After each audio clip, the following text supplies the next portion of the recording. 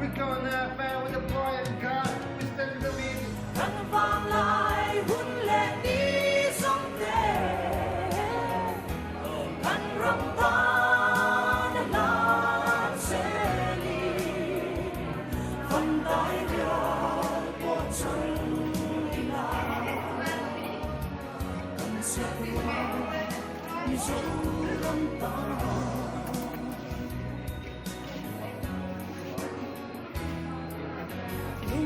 Tun sie morgen fängt sie mal sehr ja nie ja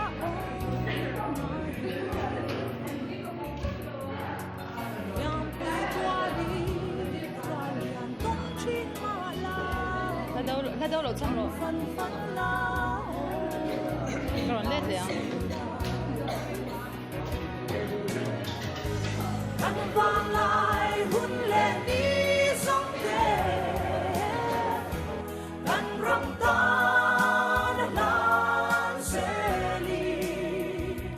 phần tay ra của chân đi là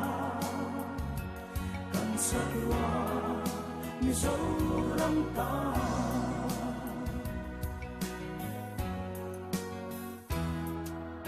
vang tim ngoan xoa nhìn cả khi nó vang vang chi cả mà ngay dấu răng hoa yang hay tên núi ya và lại tua lên na son mời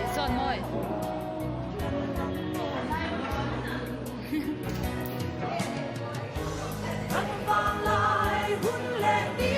sông đê răng răng ta đã lan sẽ đi phần tay ra